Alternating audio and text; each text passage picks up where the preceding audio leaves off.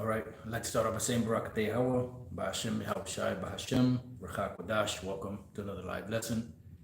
The name of this one is it ain't turning, it already is. And what I'm speaking about is pretty much America. All right, and I'll explain what I mean by that title once I give you the intro to it.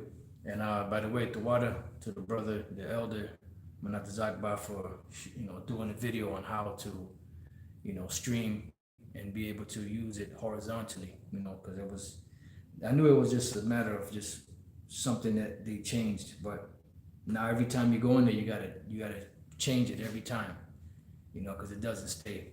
But that's all right. At least we know how to do it now. So the water, bro. So I was listening to actually yesterday on my walk, Mike Adams, the health ranger, and he was interviewing a guy by the name of Doug Thornton. And Doug Thornton was a former Homeland Security tactical team leader. All right, and they were going around wherever Antifa was or anything of that nature and quelling the situation. He no longer is a part of that because he sees that it's all bullshit. And pretty much Mike Adams was interviewing him, and they were going into Doug Thornton was going into how all of this stuff that's going on is going to lead to civil war. And he was given like certain statistics as to how many law enforcement, local law enforcement officers are down with the program, and how the majority of them are not. How the FBI and I believe he also said the CIA, they're down with it also,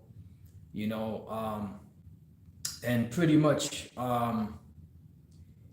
they got to talking about this whole scenario, Portland, and other situations that took place concerning these so-called homegrown terrorist things, and it got to the point where Mike Adams said to him, "It looks like America is turning to Babylon." And I said, no, it's not turning. It already is, because America is Babylon the Great. And that's pretty much the premise of this lesson, that America is Babylon the Great. Because when you go into the Old Testament and you read about ancient Babylon was already destroyed. Or actually not really destroyed. It was actually a hostile takeover by Darius, came in and took Belshazzar, out of that vice regent, role that he had, and he pretty much took him out of that, and it was just a transfer over, to the Medo-Persian Empire. There was no war that was fought to take over Babylon. It just fell into his hands because that was the spirit of Yahweh Bashem Shai. So we know that ancient Babylon, is no longer the issue, because when we go into the book of Revelation, it speaks about a Babylon. Matter of fact, let's go to it. Let's go to Revelation 17, and then let's back that up. Revelation 18. So Revelation 17. When we go to it, let's go straight to the point. Matter of fact, I'll start at 3. So he carried me away in the spirit into the wilderness, and I saw a woman sit upon a scarlet-colored beast. This woman represents America, Babylon the Great, which is described as a woman sitting upon a scarlet or red-colored beast. That beast, or the beast system, represents all of Esau's empires joined together. All these so-called European, the 7 heads, are the Greeks, the Romans, the Spanish, the French, Germania Major, Germania Minor, and Britain. All right, so you have 7 altogether, 7 major empires of Esau, beginning with the Greeks. Then America happens to be the 8th head out of all of them, out of all 7. So today America is identified in the Bible as Babylon the Great. So America is not becoming, America already is, right? So it says, saying unto me, come hither, I will show unto thee the judgment of the great whore that sitteth upon many waters. And those many waters, when you jump to the 15th verse, is a representation. That's actually the first verse. Let me read it again. Let me start at the top. And there came one of the seven angels which had the seven vials, and talked with me, saying unto me, come hither, I will show unto thee the judgment of the great whore that sitteth upon many waters. And that many waters represents peoples, nations, and tongues when you jump down to the 15th verse. All right, America is known as a great melting pot, you know. It says, with whom the kings of the earth have committed fornication, right? And these nations are in bed with America. You know, that's why you see all of the different policies that these nations have come directly from America, you know. And when they don't comply with the American standard, what happens? They get blacklisted or blackballed, you know, sanctions put upon them. And what happens is that these nations finally got tired of the BS, and they started coming together as the BRICS nations to cut out America and the U.S. dollar, you know, so they no longer have to deal with the foul ways of America. But they still, you know, the leaders are still in bed with it, though. It says, and the inhabitants of the earth have been made drunk with the wine of a fornication, right? And this is not talking about ancient Babylon. This is talking about a modern day Babylon, or Babylon the Great, which is America, whose policies and wicked ways are being pushed throughout all the peoples of the earth. You know, it's called Americanization. Just like you had Hellenization and Romanization, today you have Americanization, you know, which are the ideals, you know, and morals of the American way. It says, so he carried me away in the spirit into the wilderness, and I saw a woman sit upon a scarlet-colored beast. The scarlet-colored beast is a representation of, you know, the EU, full of names of blasphemy, having 7 heads and 10 horns. Those are the 7 empires of Esau, and the 10 represents the EU. So the beast, you could say, is NATO and the EU, all right? But the 10 horns in specific is dealing with the EU, or the European Union, which used to be the EEC, which is the European Economic Community. It says, and the woman was arrayed in purple and scarlet color, because this place is portrayed, you know, as a fine dressed woman, you know, that everyone wants a piece of.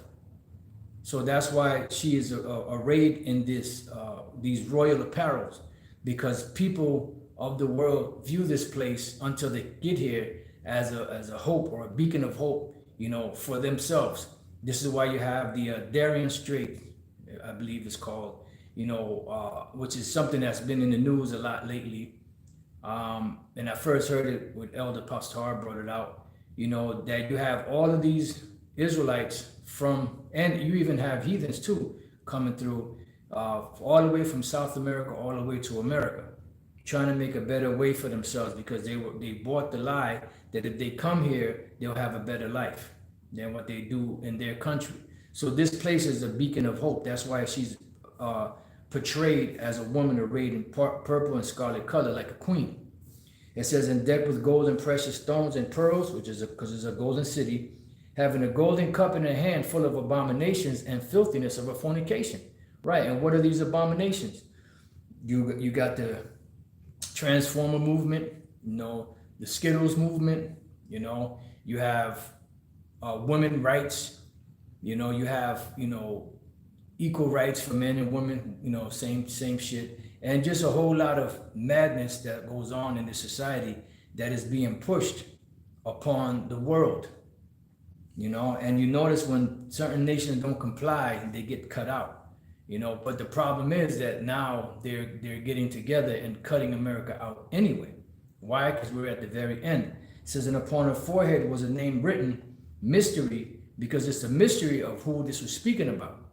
Now, when we jump down to the 18th verse, which we're going to jump back up to the 5th, when we jump down to the 18th verse, it says, and the woman which thou sawest is that great city which reigneth over the kings of the earth. So it's letting you know that this woman is a representation of a great city.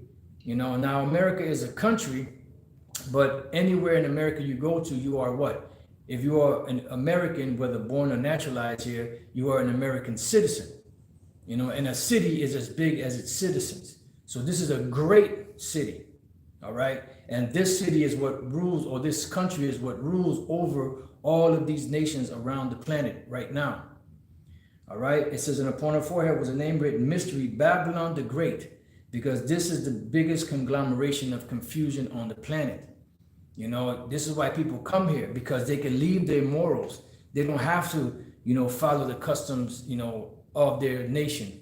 They can do whatever they want here, you know, and it's nothing but a land of confusion.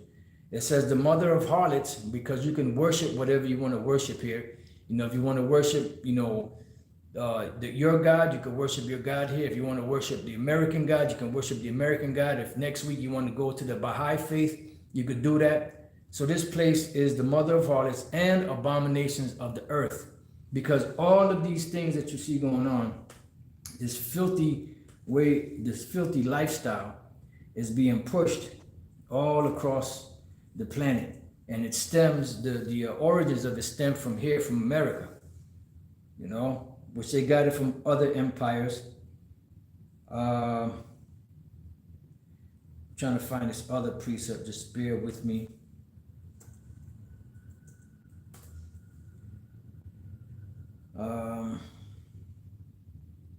Okay. 2 Peter 2:6, and turning the cities of Sodom and Gomorrah into ashes. Now, when you go back into the history of Sodom and Gomorrah were two major cities that were part of 5 cities that were known for their debauchery. They were known for their abominations, you know, for their filthy ways, you know, their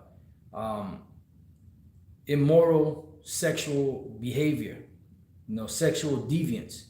And it says that the Lord turned Sodom and Gomorrah into ashes, condemned them with an overthrow. So they were condemned with an overthrow. So today America is known as what? Spiritually known as Sodom and Egypt. Let's go to that real quick. Let's go to Revelation chapter 11 and verse 8. It says, and their dead bodies, meaning the Israelites, you know, not physically dead, spiritually dead, shall lie in the street of the great city. We're dealing with the great city now. And this great city is America. You know, you read about it in Revelation in different forms, symbolism, so on and so forth. And their dead bodies shall lie in the street of the great city, which spiritually is called Sodom and Egypt, where also our Lord was crucified, because Yahushua was crossed out here, and the image of a so-called white man was placed in the front of the Lord's, and that crossed him out. You know, but the point here is that it's spiritually known or called Sodom and Egypt. All right, so when you go back to 2 Peter 2:6, and turning the cities of Sodom and Gomorrah into ashes, condemn them with an overthrow, making them an ensample unto those that after should live ungodly. So you would figure that they claim to be a Christian nation. They claim to believe in the Most High. They claim to follow the Christian Judeo, you know, tenets of the scriptures. You would think that something like this they would take very serious. But they're not taking it serious, you know, and they're doing the opposite. They're becoming more emboldened in this way of life. And they know what this way of life brings, but the spirit, that demonic spirit in them, won't let them do the right thing. May you do good who are accustomed to doing evil, making them an ensample unto those that after should live ungodly. So this was set up as an example to those that should live ungodly. And they are doing it. This place is more perverse and more evil and more ungodly than any other empire that was ever on the planet. You know, from the beginning all the way until now. This has been the most wickedest kingdom on the planet. And the Lord is going to totally annihilate it. All right? You could read more, but that was the main point. So going back to Revelation 17:5, and upon her forehead was the name written, Mystery, Babylon the Great, the mother of harlots and abominations of the earth. And now Revelation 17 is an introduction to this whore, to this woman, to America. You know, the seductive ways, how she seduced these nations into her falling into her trap and her ways. Then it also speaks about it going into perdition or destruction. When we read the 18th chapter is a blow by blow of the destruction of America, Babylon the Great. And even in the caption on the top, it says Babylon is fallen. Revelation 18:1. And after these things, I saw another angel come down from heaven, having great power, and the earth was lightened with his glory. And he cried mightily with a strong voice, saying, Babylon the Great is fallen. So that means that Babylon the Great will be a future kingdom. Because by the time this was written, roughly around 96 AD, the Apostle John was on the island of Patmos. He was a captive of the Romans. All right. Ancient Babylon had long been, gone at this point. There was no real major empire set up in Babylon after, the takeover by Darius the Mede, over the Babylonian Empire. All right. Babylon the Great is fallen, and has become the habitation of devils, because this is going to be a future prophecy. This is the ultimate destruction of this place, America, by thermonuclear destruction and the rays from the chariots, right? And then what's going to be left here after it, that fire eventually dies out, after however long the Lord allows it to burn, is going to be inhabited of devils, meaning of unclean creatures. And the hold of every foul spirit, and the cage of every unclean and hateful bird. So this place is going to be set up as a memorial to what it is to be wicked. You didn't listen during the time of Sodom and Gomorrah and the other cities? Well, you'll listen now. And then there's going to be a total rulership change. Total righteousness will rule on the planet once again. It says, for all nations have drunk of the wine of the wrath of her fornication, and the kings of the earth have committed fornication with her, and the merchants of the earth are waxed rich through the abundance of her delicacies. And no other nation on the planet can claim this. Now you have China coming up in there, but America has been established for the longest. How do you think China got rich? And these other nations got rich. They got rich through America. By what? By way of trade, through their merchantmen, the shipmasters, the ones that, that traveled in ships, that brought their goods here and eventually sold them and eventually got rich. Then it says here of her delicacies, right? The word for delicacies is strenos. It says excessive strength, which longs to break forth, overstrength, luxury, eager desire, right? And people here, when they come to this country, especially if they come from a war-torn, impoverished place, they actually do better here. There are better opportunities, especially if you're of another nation. Jake is always catching hell no matter where they go, because that's the curses following us no matter where we go. But, in America, when you have, let's say people from, Jake's from South America, Central America, or Mexico. They come here, they do better because they get more money than they would in their own country. So much so that they can live here, eat, have a family, and even send money home to other relatives that may need it. So this is a beacon of hope for the world. It says, and I heard another voice from heaven saying, come out of her, my people, meaning come up into the ships, into Yahushua's chariot, because that's going to be the deliverance. The elect coming out of America, or the elected nation of Israel coming out of America right into Yahushua's chariot. It says, come out of her, my people, that you be not partakers of her sins, and that you receive not of her plagues. And what are the plagues? These missiles that are going to hit this place and the lasers from the chariots. All right. So just based off of the few precepts that we read, we can see that America isn't turning to Babylon. America is Babylon the Great. And that's the thing with these individuals out there that are either into health or into so-called conspiracies. They do well when they bring out the information that they're good at. But when they try to go into the scriptures, they mangle it because they are not the prophets. Although some of them we believe are Jakes, are Israelites, because they have that zeal of the Most High, but they are not prophets. So they're not going to bring out the proper understanding of prophecies in the scriptures. It says, for her sins have reached unto heaven, and the Most High have remembered her iniquities. Reward her even as she rewarded you, and double unto her double according to her works. And the cup which she had filled to her double, because this place is, it's overdue for destruction. How much she has glorified herself and lived deliciously, so much torment and sorrow give her. For she saith in her heart, I sit a queen, and am no widow, and shall see no sorrow. Because they really believe that they're going to continue on. Their houses, they think that their houses are going to continue for all generations.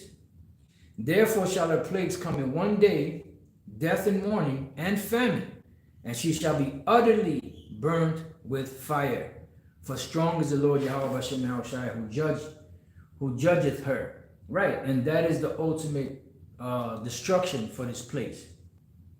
And once this place is destroyed, the nations will be lamenting, but not because they feel bad for America, but because they know that they're not going to be able to make that money that they were making prior, because of the extravagant lifestyle, and the extravagant prices that they can charge. They can make stuff in their country for pennies on the dollar, ship it over here, sell it, and make, an overabundance of money, from this place here called America, which is Babylon the Great. It says, and the kings of the earth who have committed fornication and lived deliciously with her shall bewail her and lament for her when they shall see the smoke of her burning. Why? Because they're not going to be able to make any more money. Let's see. I'm looking up the word deliciously. It's the same word. It's a variation. Streniahu. To be wanton, to live luxuriously. Right? Because when you are poor, you have to budget everything. You have to be careful how you spend that money. When you're rich, you don't have a care because you have abundance. So you spend it carelessly. So that's what the word wanton means. It means to be undisciplined. And that's why people come here, in their country, they live a certain way. But then when they come to America, they live carelessly because they start making that money and they could spend it, unwisely. And that's why a lot of people end up broke. It says, standing afar off for the fear of her torment, saying, alas, alas, that great city Babylon, that mighty city, for in 1 hour is thy judgment come. All right. It says, and the merchants of the earth shall weep and mourn over her, for no man buyeth their merchandise anymore. And that's not talking about the Vatican. All right. The Vatican is not Babylon the Great. There's no people on the planet getting rich off of selling their goods in the Vatican. All right. But now when you look at the shipping yards, of America on both the East and West Coast, and even in the Gulf, you're talking about nations from all over the world sending their goods here to become rich, coming through the Panama Canal, and other straits, different places around the world, bringing their ships here to sell their goods and their wares. So America is not turning to Babylon. America is Babylon the Great. All right. So I just wanted to, say a few words on that, just mention a few words on that because, I thought it was a good topic to hit. And I finally got a chance to start putting these in the description box, the videos, which I usually do, when I'm on my computer. But now I just found out how to do it on my phone, so I can, do that. And instead of, having brothers guessing, because our elder pastor called me yesterday and asked me, where the video was at. So I gotta, get back to my roots, like I, used to put them up, But now I know how to do it. So Barakateh Al-Bashim Al-Shai for that. So with that, I pray that you brothers and sisters have been edified. To the next time I say Shalom.